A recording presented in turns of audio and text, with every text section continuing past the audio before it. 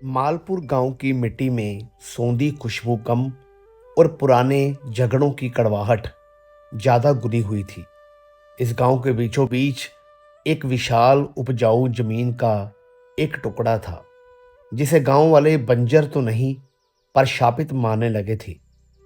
यह कहानी सिर्फ मिट्टी के एक टुकड़े की नहीं है, बल्कि उन जड़ों की है जो कि सालों से जमीन में दंसी हुई थी, और उन जंजीरों की है जिन्होंने दो परिवारों को नफरत की बेड़ियों में जकड़ रखा था।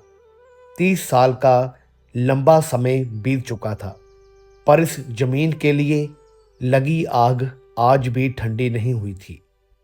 मालपुर की राजनीति और अर्थव्यवस्था पर हमेशा से ही ठाकुर परिवार का कब्जा रहा था। उनके लिए जमीन सिर्फ जायदाद नहीं, बल्कि उनकी इज्जत की लड़ाई और ताकत का प्रतीक थी।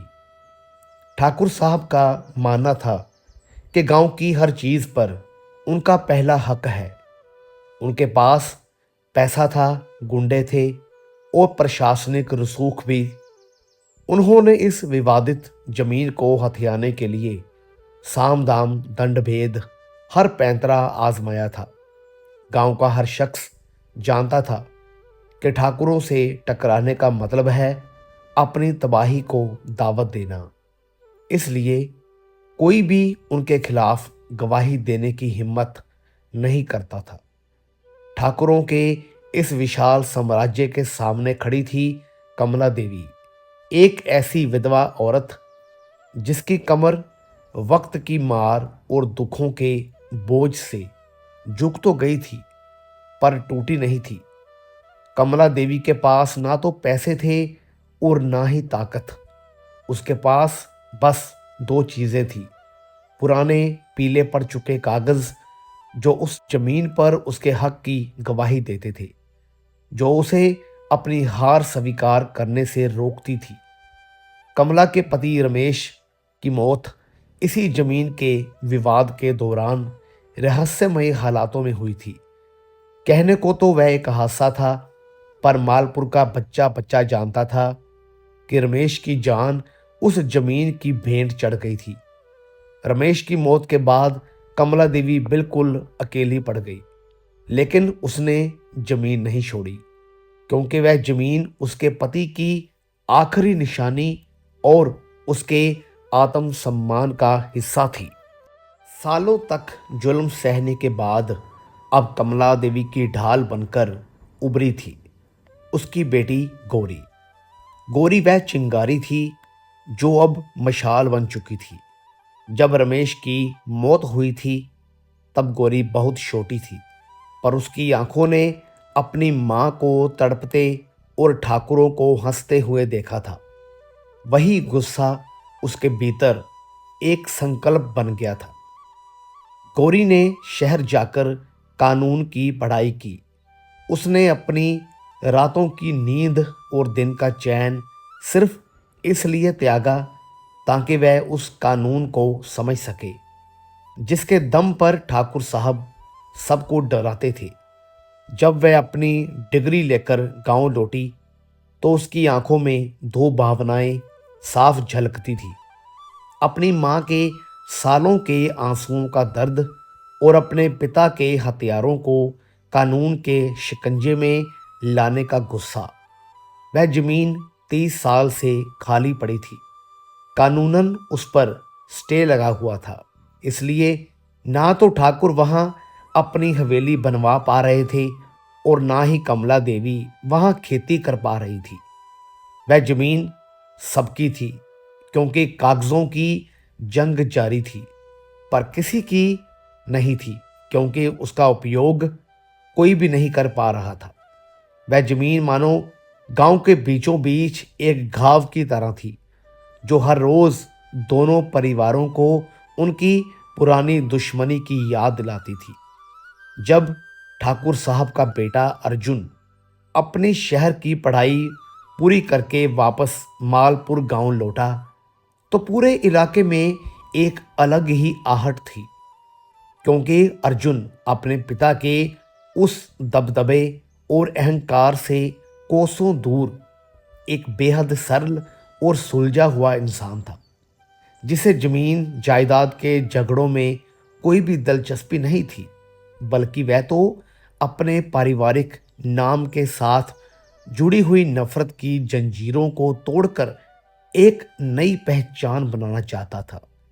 पर नियति को कुछ और ही मंजूर था, और इसी दौरान अर्जुन और गौरी की पहली मुलाकात कचहरी के उस धूल भरे बरामदे में हुई, जहां न्याय की उम्मीद में सालों बीत जाते हैं।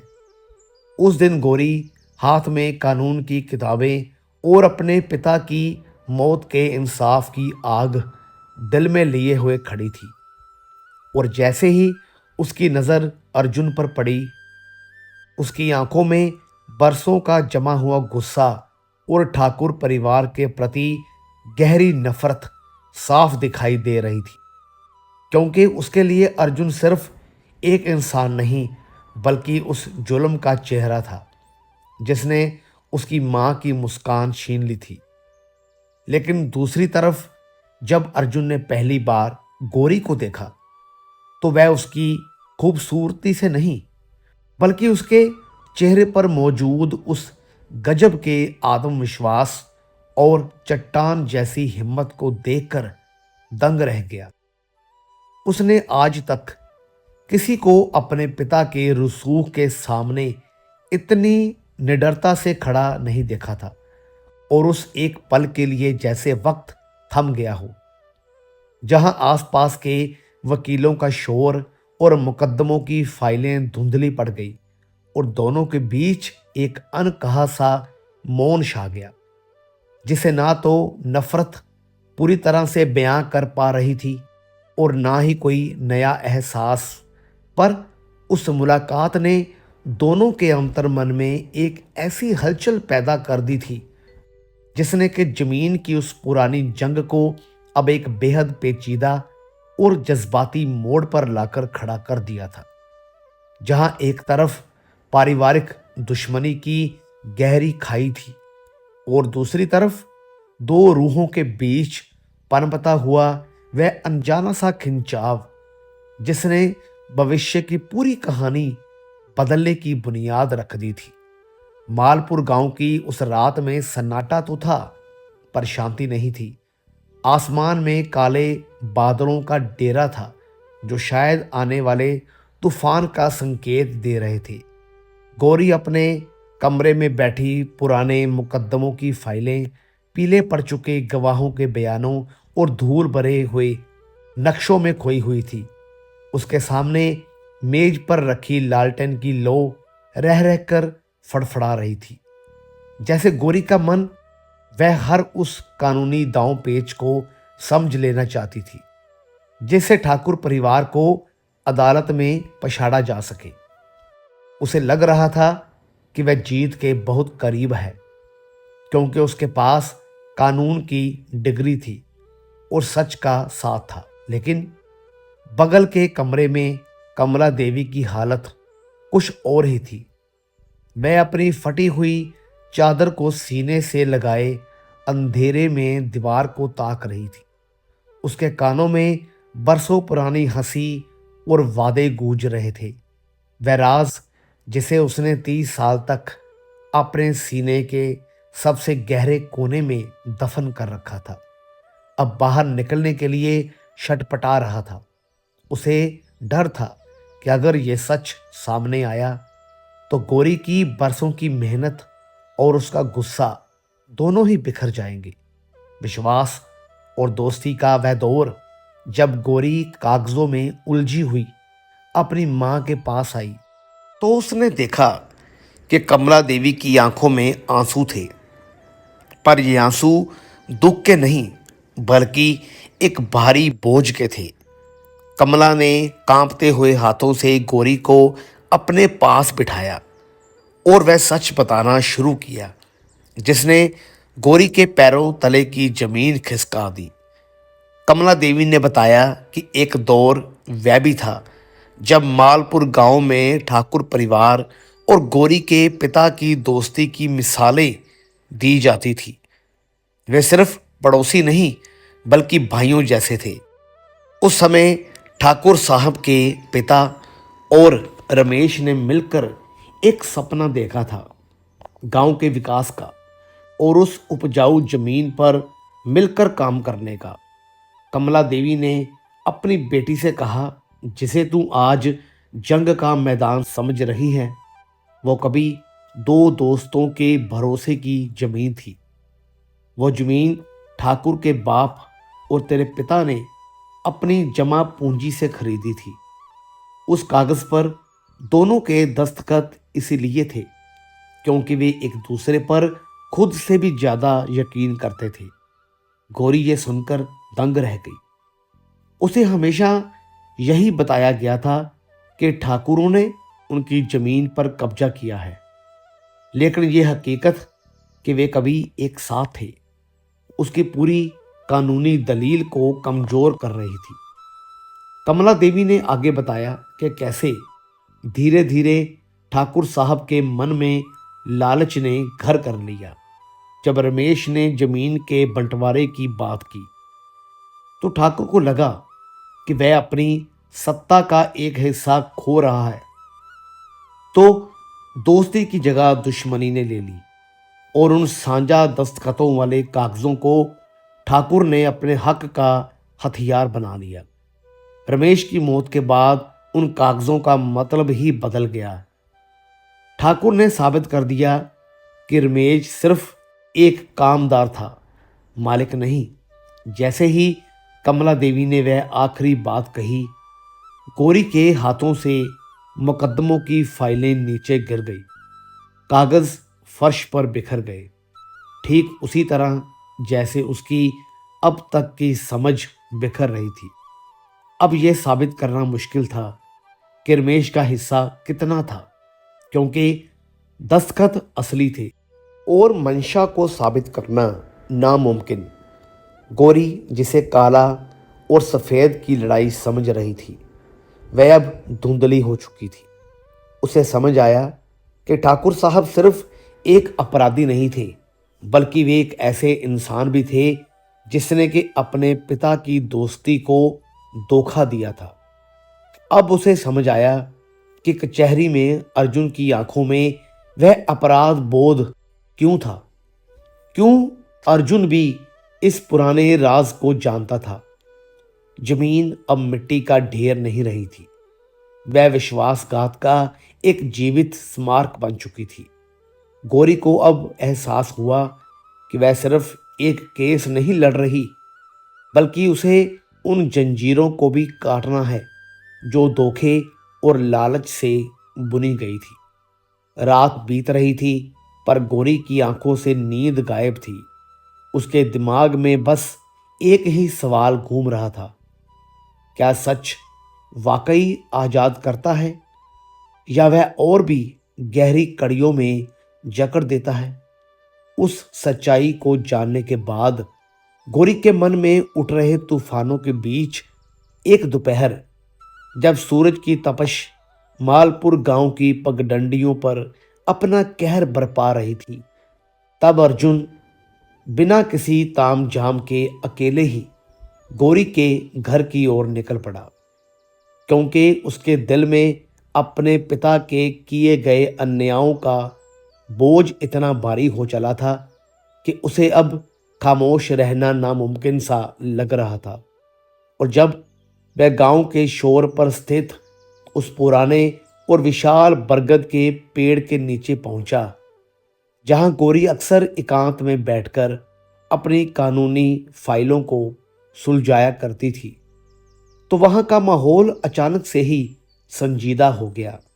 और गौरी ने जैसे ही अर्जुन को अपनी ओर आते हुए देखा, तो उसकी आंखों में फिर से वही नफरत की चिंगारी भड़की। पर अर्जुन के चेहरे पर मौजूद गहरी उदासी और उसकी आंखों में छिपे पछतावे ने गौरी को कुछ पल के लिए ठिठकने पर मजबूर कर दिया।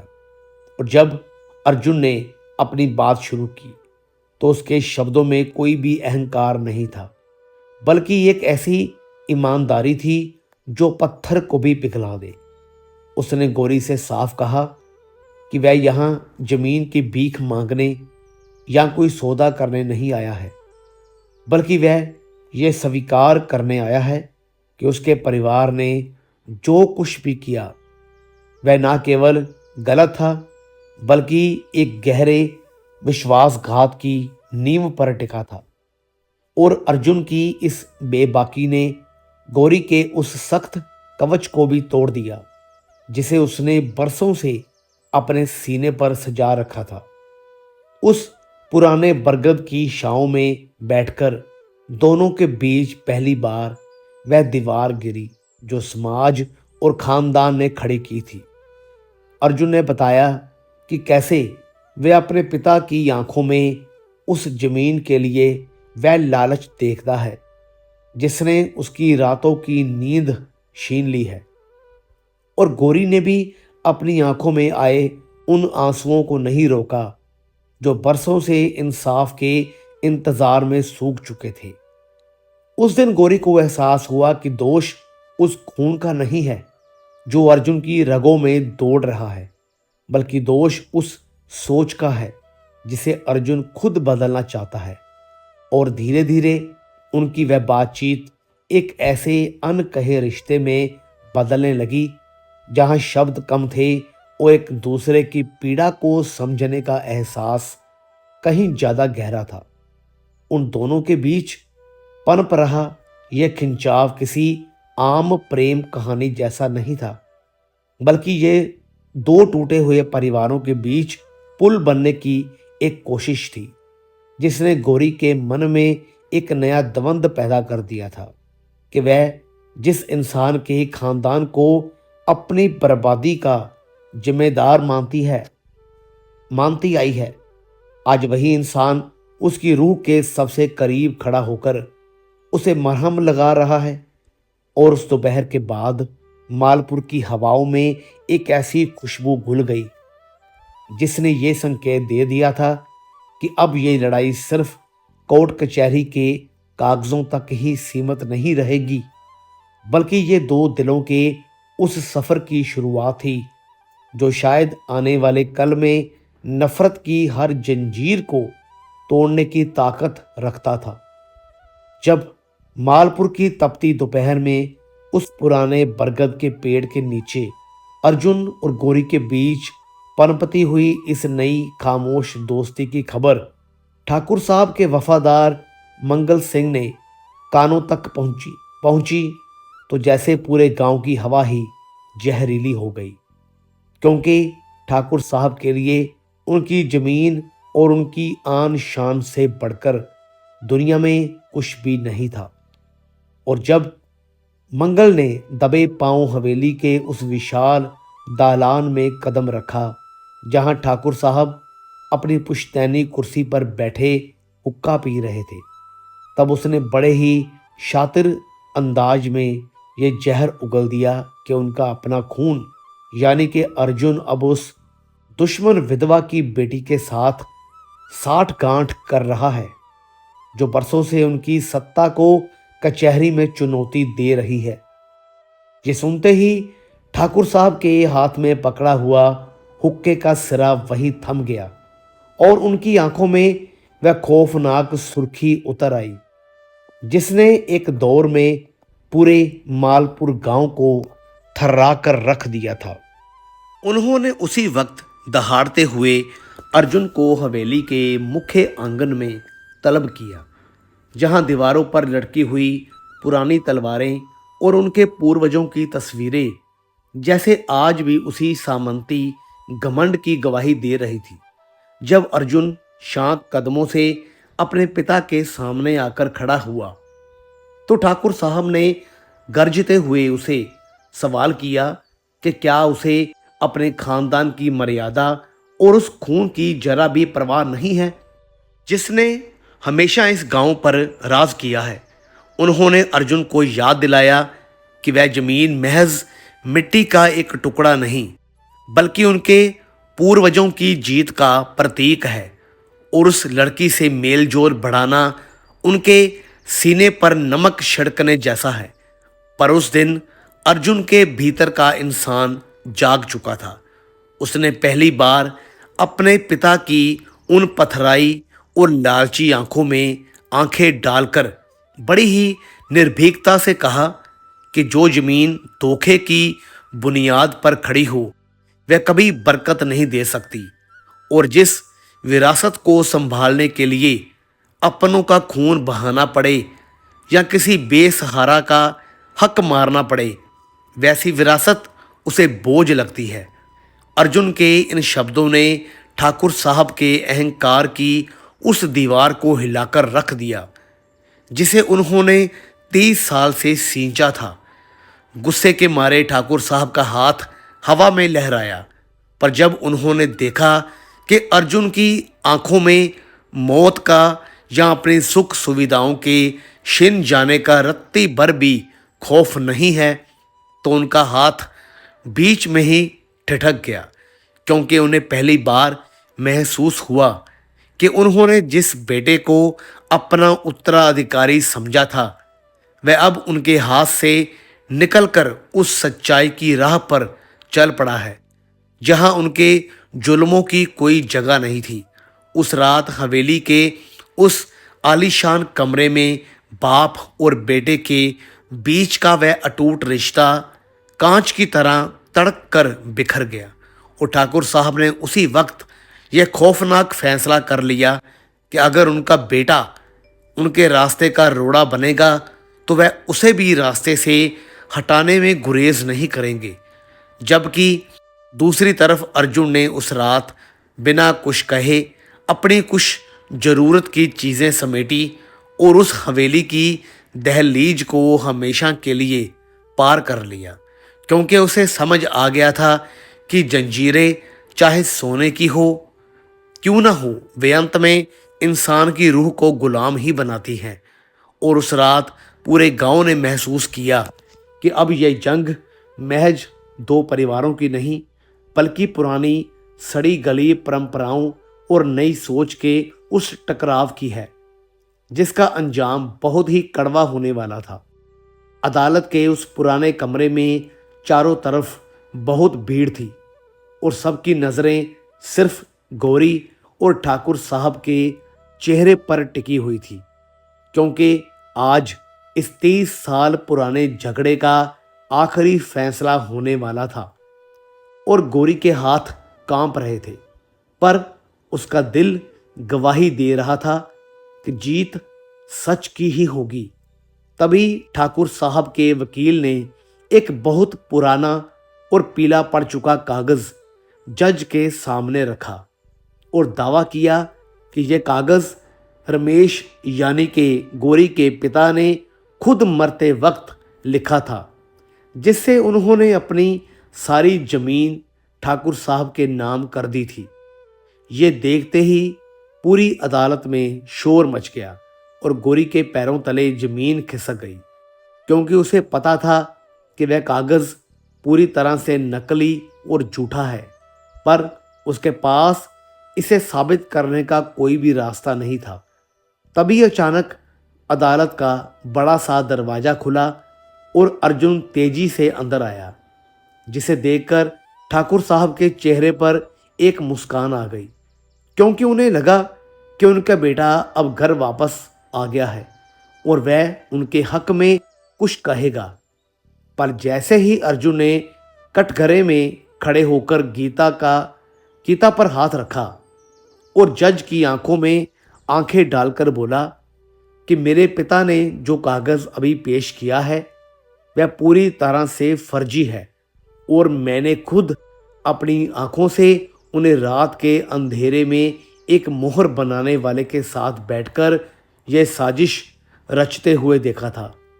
ये सुनते ही पूरी अदालत में ऐसा सन्नाटा छा गया जैसे किसी की जान निकल गई हो। ठाकुर साहब की आंखों में अपने ही बेटे के लिए नफरत और हैरानी का मिला जुला भाव था, और उन्होंने कभी सपने में भी नहीं सोचा था कि उनका अपना खून उनके ही खिलाफ जाकर एक पराई औरत और उसकी बेटी का साथ देगा। अर्जुन ने बिना डरे साफ साफ शब्दों में कहा कि वह अपनी पूरी जिंदगी इस बोझ के साथ नहीं जी सकता कि उसके परिवार ने किसी गरीब का हक मारा है, और उसने जज साहब से विनती की कि वह इस सच को स्वीकार करें और उस विधवा मां को उसका हक वापस दिलाए, जिसने अपनी सारी पूरी जवानी इस इंसाफ की आस में गुजार दी थी।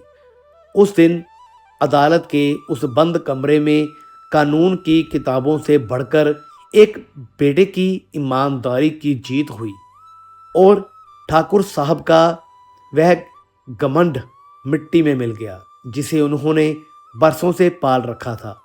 और गौरी ने जब अर्जुन की ओर देखा तो उसकी आंखों में अब नफरत की जगह एक ऐसा सम्मान था जिसे शब्दों में बयान करना मुश्किल था, क्योंकि अर्जुन ने सच के लिए अपना घर, अपना परिवार और अपनी सुख सुविधाएं सब कुछ एक झटके में दांव पर लगा दिया था।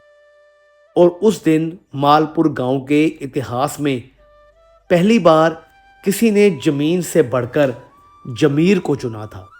जैसे ही जज साहब का हथौड़ा मेज पर लगा और उन्होंने जमीन का मालिकाना हक कमला देवी के नाम करने का आदेश सुनाया, ली आ रही उस कड़वाहट और कानूनी दांव पेंच का अंत हो गया। लेकिन उस जीत की गूंज मालपुर गांव की गलियों में जितनी तेज थी, उतना ही गहरा सन्नाटा गौरी और अर्जुन के दिलों में पसर गया था, क्योंकि इस जीत की कीमत बहुत बड़ी थी। और जब शाम ढली तो कमला देवी के घर के बाहर लोगों का तांता लगा हुआ था। कोई उन्हें बधाई दे रहा था तो कोई ठाकुर साहब की हार के किस्से चटकारे लेकर सुना रहा था। पर कमला देवी अपनी उसी पुरानी लकड़ी की कुर्सी पर बैठी शून्य में ताक रही थी, क्योंकि जिस जमीन के लिए उन्होंने अपना सुहाग और अपनी पूरी जवानी होम कर दी थी, आज वह उनके पास तो थी, पर उसे भोगने की शक्ति और खुशी अब उनके भीतर बाकी नहीं बची थी। वहीं दूसरी तरफ गौरी भीड़ से दूर गांव के बाहर बने उस पुराने शिव मंदिर की सीढ़ियों की ओर चल पड़ी, जहां उसे पता था कि अर्जुन अकेला बैठा होगा, क्योंकि उसने अपने पिता के खिलाफ गवाही देकर न केवल अपनी जायदाद बल्कि अपना सिर छुपाने की शर्त भी खो दी थी। और जब गौरी मंदिर के उस शांत आंगन में पहुंची तो उसने देखा कि अर्जुन अंधेरे में अकेला बैठा आसमान के तारों को देख रहा था। उसके पास ना तो कोई झोला था और ना ही कोई सहारा, सिर्फ एक अटूट सच्चाई का साथ था। गौरी ने चुपके से उसके बगल में अपनी जगह बनाई और दोनों के बीच बहुत देर तक कोई बात नहीं हुई, क्योंकि उस वक्त शब्दों की जरूरत ही नहीं थी। गौरी ने महसूस किया कि अर्जुन ने जो बलिदान दिया है वह उसकी जमीन की जीत से भी कहीं बड़ा और महान है। और जब उसने धीरे से अर्जुन का हाथ अपने हाथों में लिया तो अर्जुन की आंखों से वह एक कतरा आंसू छलक पड़ा, जो उसने अदालत में अपने पिता के सामने रोक रखा था। गौरी ने बहुत ही धीमी और कोमल आवाज में कहा कि दुनिया भले ही इसे तुम्हारी हार कहे, पर मेरी नज़रों में तुम आज इस गांव के सबसे अमीर इंसान बन गए हो, क्योंकि तुमने अपने जमीर को नहीं बेचा। और जिस इंसान ने सच का साथ देने के लिए अपना सब कुछ दांव पर लगा दिया हो, उसे ये दुनिया कभी भी अकेला नहीं छोड़ सकती। और उस रात मंदिर की उन ठंडी सीढ़ियों पर बैठकर दोनों ने ये महसूस किया कि जमीन के उस टुकड़े ने भले ही दो परिवारों को उजाड़ दिया हो, पर उसी मिट्टी ने आज दो ऐसी रूहों को एक कर दिया है, जो अब एक नई दुनिया और नई उम्मीद की शुरुआत करने के लिए पूरी तरह से तैयार थे। मालपुर गांव की उस पुरानी जमीन पर जब पहली बार बारिश की बूंदें गिरी तो मिट्टी से उठने वाली वह सौंधी खुशबू आज कुछ अलग ही संदेश दे रही थी, क्योंकि अब वह जमीन किसी के लालच का मैदान नहीं, बल्कि एक विधवा माँ के सब्र और एक बेटी की हिम्मत का प्रतीक बन चुकी थी। और बीतते वक्त के साथ गांव का नज़ारा भी पूरी तरह से बदल गया था, क्योंकि कमला देवी ने अपनी उस जीत को अहंकार में नहीं बदला, बल्कि उन्होंने अर्जुन को अपने ही घर के एक हिस्से में रहने की जगह दी और उसे अपने बेटे जैसा मान सम्मान दिया, जिससे पूरे गांव में एक नई मिसाल कायम हुई कि खून के रिश्तों से बड़ा इंसानियत का रिश्ता होता है। अर्जुन ने भी अपनी पुरानी रईसी और हवेली की ऐशो आराम को पूरी तरह से भुलाकर गांव की उसी मिट्टी में पसीना बहाना शुरू किया और एक छोटी सी दुकान खोल ली, जहां वह ईमानदारी से अपना गुजारा करने लगा। जबकि गौरी ने शहर की वकालत के बड़े बड़े मौक़ों को ठुकराकर गांव की चौपाल पर ही अपना दफ्तर बना लिया, जहां वह उन गरीब औरतों और बेसहारा लोगों के हक की लड़ाई मुफ्त में लड़ने लगी, जिन्हें कानून का मतलब भी नहीं पता था। ठाकुर साहब की वह आलीशान हवेली अब एक वीरान खंडहर जैसी लगती थी, जहां उनके पास पैसा और रुतबा तो बहुत था, पर उनकी बातों को सुनने वाला और उनके बुढ़ापे का सहारा बनने वाला कोई नहीं बचा था, क्योंकि उनके घमंड ने उनके अपने ही बेटे को उनसे दूर कर दिया था। एक शाम जब सूरज ढल रहा था और आसमान में लालिमा छाई हुई थी, तब कमला देवी ने आंगन में बैठी गौरी को गौर से देखा, जो अर्जुन के साथ आने वाले कल की फसल और गांव के सुधार के बारे में चर्चा कर रही थी। और उन दोनों के चेहरों पर जो सुकून और चमक थी, उसने कमला देवी के दिल के पुराने जख्मों पर मरहम का काम किया। उन्होंने मुस्कुराते हुए मन ही मन ईश्वर का शुक्रिया अदा किया कि अंत में नफरत की वह पुरानी जंजीरें टूट ही गई। जमीन पर जो कभी झगड़े की जड़ थी, प्यार और भरोसे की नई जड़ें बहुत गहराई तक जम चुकी थी। और उस दिन मालपुर गांव के हर शख्स ने यह सबक सीखा कि जमीन की मलकियत तो बदलती रहती है, पर इंसान का किरदार और उसका सच ही वह विरासत है जो सदियों तक याद रखा जाता है। और इस तरह नफरत की हार हुई और सच्चाई की जीत के साथ वह कहानी अपने खूबसूरत अंजाम तक पहुंची, जहां अब कोई जंजीर नहीं थी, सिर्फ खुली हवा और आज़ाद परिंदों जैसा एहसास था। तो दोस्तों, कैसी लगी आपको ये कहानी? वीडियो अच्छी लगी हो तो लाइक करें, शेयर करें, चैनल को सब्सक्राइब ज़रूर करें। तो मिलेंगे कल फिर से एक और नई दिलचस्प कहानी के साथ। तब तक के लिए गुड बाय।